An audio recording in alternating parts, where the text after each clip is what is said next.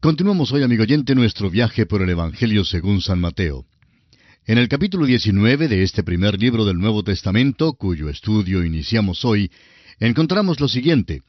Jesús entra en Judea, proclama la norma de Dios para el matrimonio, presenta el único motivo lícito para el divorcio, bendice a los niños, se encuentra con un joven rico y menciona las recompensas de sus apóstoles en el reino venidero. En el desenlace de la acción en este Evangelio, nuestra atención se dirige ahora a la geografía. Jesús de nuevo entra en Judea viajando hacia Jerusalén por última vez antes de ser crucificado. Hay un propósito deliberado ahora en todo lo que hace y en todo lo que dice. Los versículos 1 y 2 de este capítulo 19 dicen: Aconteció que cuando Jesús terminó estas palabras, se alejó de Galilea y fue a las regiones de Judea al otro lado del Jordán. Y le siguieron grandes multitudes, y los sanó allí. Notamos aquí el movimiento de Jesús tanto en lo físico como en lo geográfico. Jesús se mueve gradualmente hacia el sur, hacia Jerusalén. En Cesarea de Filipo, Jesús anunció por primera vez su muerte. Así lo vimos en el capítulo 16 de este Evangelio, versículos 13 al 21. Volvió a Galilea en Mateo 17:22. Ahora entra en Judea. Este no fue su primero ni su segundo viaje, pues ya había estado en Jerusalén en otras ocasiones. Mateo acentuó el ministerio galileo de Jesús y no su ministerio en Jerusalén. Jerusalén fue el lugar de su crucifixión y no de su coronación. En el tiempo del versículo que acabamos de leer, Jesús está en la orilla oriental del Jordán. Las multitudes siguieron a Jesús y Él las sanó.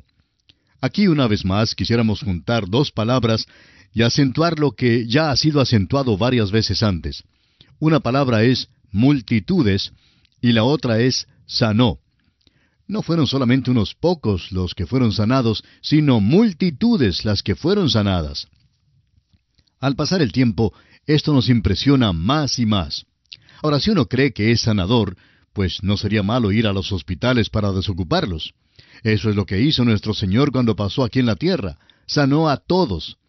Si alguien quería ser sanado, podía ser sanado si solo acudía a Jesús. Y así multitudes fueron sanadas. Al seguir a Jesús las multitudes, los fariseos se acercaron a Él con una pregunta en cuanto al divorcio. Leamos el versículo 3 de este capítulo 19 de Mateo. Entonces vinieron a Él los fariseos, tentándole y diciéndole: ¿Es lícito al hombre repudiar a su mujer por cualquier causa? Los cristianos todavía hacen esta pregunta hoy en día, de modo que antes de considerar el versículo en cuestión, vamos a considerar algún material que servirá como base para este tema. Dios ha dado al género humano ciertas cosas para ayudarle a alcanzar el bienestar y la felicidad. Por ejemplo, Dios, por amor al hogar, ha instituido el matrimonio. El matrimonio es la protección de Dios para el hogar, y es algo que Él ha establecido para servir de bendición a toda la humanidad, ya sean las personas salvas o no. Dios ha dado la pena de muerte para la protección de una nación y para proteger las vidas de las personas que viven bajo su jurisdicción. Dios dio la ley del sábado para la protección de la salud de cada individuo. Un día de descanso por semana fue designado para darle descanso al hombre, de modo que pudiera llevar a cabo su trabajo durante los otros 6 días. Tenemos pues aquí leyes para el individuo, la familia y la nación. En el principio Dios dio solamente algunas leyes generales, pero más tarde las amplificó y las hizo más específicas. Ahora, al pasar a esta pregunta que tiene que ver con el matrimonio y el divorcio, vemos que es formulada dentro del contexto pequeño de la nación de Israel, por supuesto, pero el Señor la responde a la luz del cristianismo de hoy en día. Los fariseos le dijeron: ¿Es lícito al hombre repudiar a su mujer por cualquier causa? La ley mosaica había permitido el divorcio sobre una base liberal. En Deuteronomio 24:1 leemos: Cuando alguno tomare mujer y se casare con ella, si no le agradare por haber hallado en ella alguna cosa indecente, le escribirá carta de divorcio y se le entregará en su mano y la despedirá de su casa. Un divorcio no era tan malo ante la ley mosaica como lo era un matrimonio con un extraño. En Levítico capítulo 22, versículos 12 y 13 leemos: La hija del sacerdote, si se casare con varón extraño, no comerá de la ofrenda de las cosas sagradas. Pero si la hija del sacerdote fuere viuda o repudiada, y no tuviere prole, y si hubiere vuelto a la casa de su padre, como en su juventud, podrá comer del alimento de su padre, pero ningún extraño coma de él. Con el pasar del tiempo, la ley mosaica llegó a tener poco sentido debido a que se otorgaba el divorcio sobre el pretexto más trivial. Por ejemplo, un motivo podía haber sido si la señora al estar cocinando dejaba quemar la comida. Leamos los versículos 4 al 6 de Mateo 19. Él, es decir, Jesús, respondiendo les dijo, ¿no habéis leído que el que los hizo al principio, varón y hembra los hizo, y dijo, por esto el hombre dejará padre y madre, y se unirá a su mujer, y los dos serán una sola carne? Así que no son ya más dos, sino una sola carne.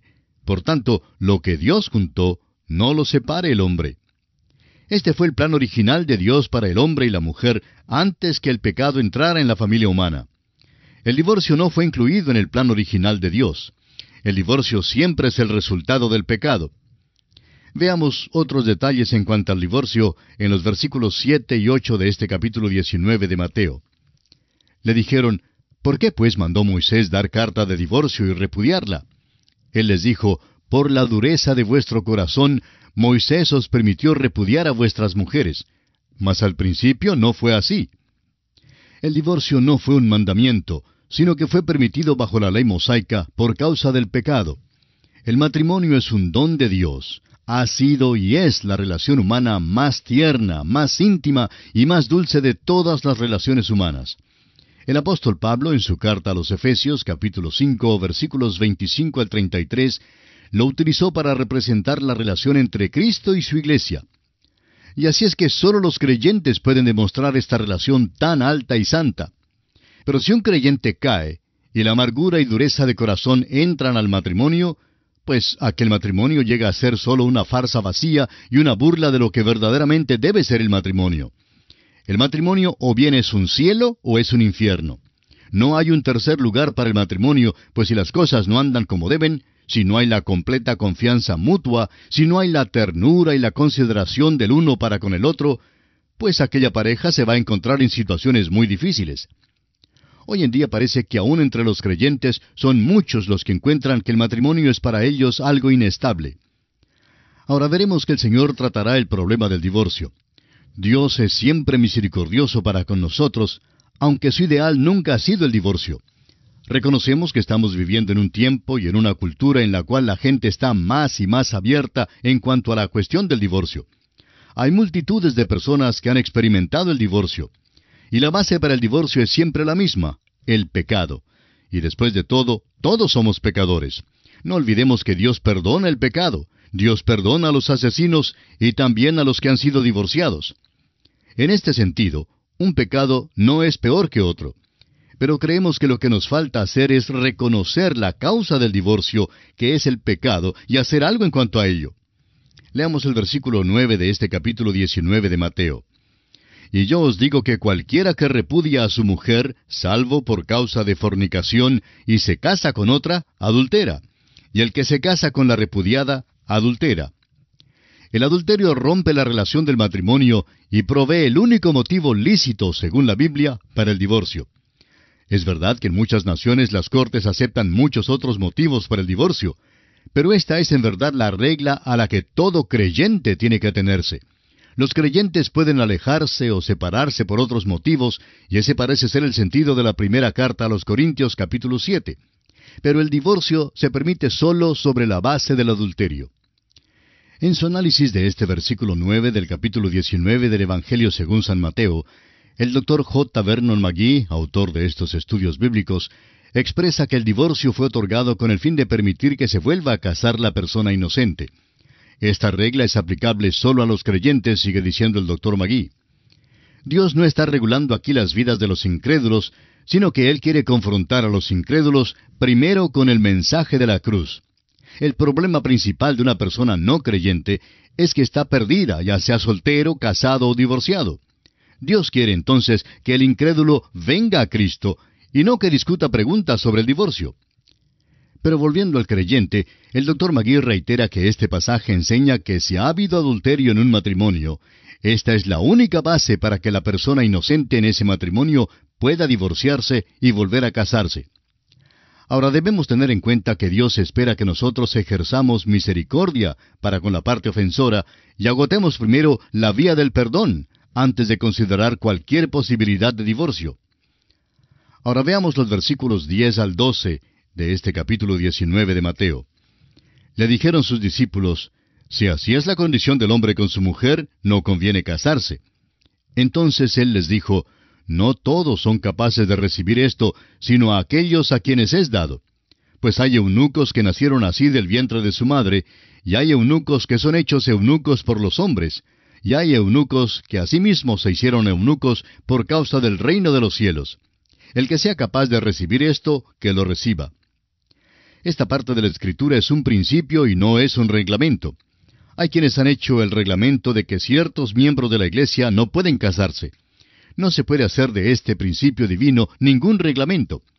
En la obra de Dios, cada hombre tiene que decidir por sí mismo si ha de casarse o quedarse soltero. Jesús habla aquí de las tres clases de eunucos. En primer lugar, hay algunos que en realidad no necesitan casarse y se la pasan muy bien solos. Ellos son los eunucos que nacieron así del vientre de su madre. Pero esto no es así en cuanto a todos. En segundo lugar, hay hoy en día los que estipulan que ciertos hombres que desempeñan oficios o posiciones específicas no pueden casarse. Esto es ser eunuco por los hombres. Pero en realidad nadie tiene el derecho de prohibir que ciertas personas se casen. Si dice esto, está cambiando uno de los principios de Dios en una regla. El apóstol Pablo habla así acerca de los que enseñan tales cosas en su primera epístola a Timoteo, capítulo 4, versículos 1 al 3. Dice él: pero el Espíritu dice claramente que en los postreros tiempos algunos apostatarán de la fe, escuchando a espíritus engañadores y a doctrinas de demonios, por la hipocresía de mentirosos que, teniendo cauterizada la conciencia, prohibirán casarse. En tercer lugar, hay quienes se han hecho eunucos por amor al reino de los cielos. Una señorita que salió al campo misionero conversaba una vez con su pastor y él le dijo que la probabilidad de que ella se casara sin duda sería nula. La joven respondió que había pensado a fondo sobre el asunto y que estaba dispuesta a hacer aquel sacrificio. Ella ha servido a Dios en el campo misionero por muchos años y nunca se ha casado. Vemos entonces, en resumen, que no hay reglas que dicen que todos deben casarse, ni tampoco que nadie debe casarse. Cada individuo deberá decidir ante Dios en cuanto a esto y debe pedir sabiduría divina antes de dar un paso en cualquiera de estas dos direcciones. Ahora leamos los versículos 13 al 15 de este capítulo 19 de Mateo. Entonces le fueron presentados unos niños para que pusiese las manos sobre ellos y orase, y los discípulos les reprendieron. Pero Jesús dijo: dejad a los niños venir a mí y no se lo impidáis, porque de los tales es el reino de los cielos. Y habiendo puesto sobre ellos las manos, se fue de allí. Hace solo unos pocos días considerábamos el destino eterno del alma de la persona que muere en su niñez. Bien, ahora tenemos un pasaje que es una base amplia para la salvación de los niños que mueren en su niñez. Es un hecho que ningún niño rechazará a Jesús si se le presenta al niño sobre una base bíblica. Esta es una razón por la cual debemos dar a los niños el mensaje del Evangelio. Alguien dirá: espere un momento. Todos los hombres podrían ser salvos si los alcanzáramos durante su niñez. Pero esto no es verdad, porque todos alcanzan la edad de la responsabilidad más tarde en la vida. Tratemos pues de que penetre el Evangelio a los corazones de los niños, a fin de que cuando alcancen la edad de la responsabilidad, hagan entonces una decisión para Cristo. Es importante que esto se refuerce. No se apoye en la declaración de su niño de que hizo una decisión cuando tenía 2, 3, 4, 6 u 8 años. El Dr. J. Vernon McGee, autor de estos estudios bíblicos, compartía que su hija hizo una decisión por Cristo cuando tenía 7 años. Desde aquel entonces, decía él, que le ha preguntado muchas veces si realmente había confiado en el Señor como su Salvador personal. Un día, ella le dijo al Dr. McGee: «Papá, ¿por qué es que siempre me preguntas en cuanto a esto?»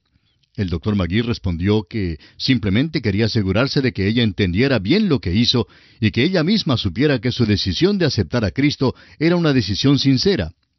Decía el Dr. McGee: «Quería asegurarme de que hubiera hecho una decisión para seguir al Señor después de llegar a la edad de la responsabilidad, edad que aparentemente varía con cada niño».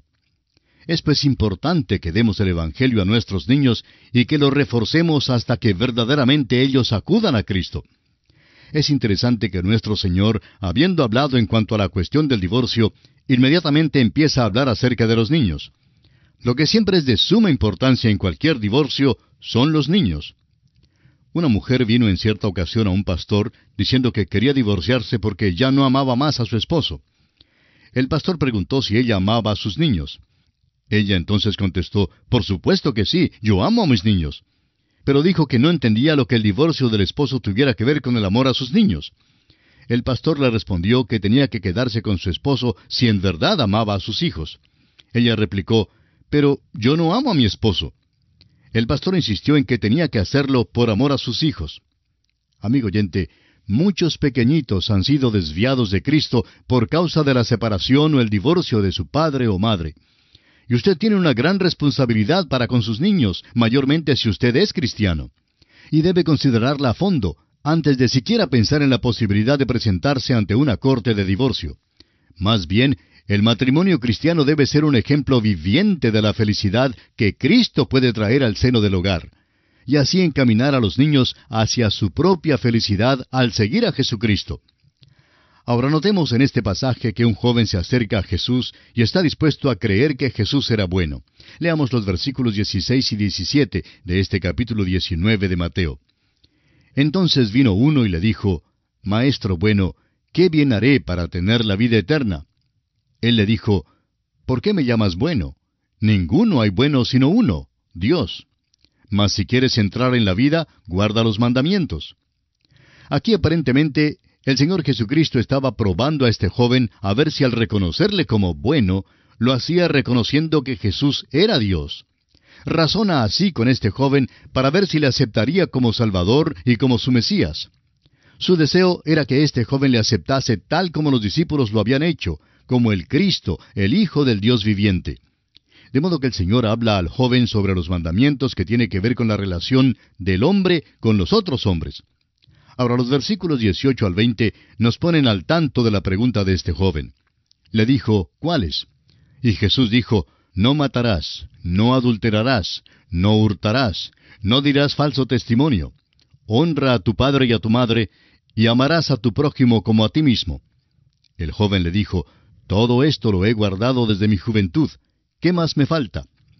El joven reconoció que le faltaba algo en su vida, y sin embargo se atrevió a decir que había guardado estos mandamientos. Ahora bien, los mandamientos que mencionó el Señor fueron los últimos en el Decálogo, y son los que tienen que ver con las relaciones entre los hombres. Los primeros tienen que ver con la relación de los hombres para con Dios. Pero aquí el Señor no los usa porque estaba razonando con el joven. Ahora en el versículo 21 veamos la respuesta de Jesús.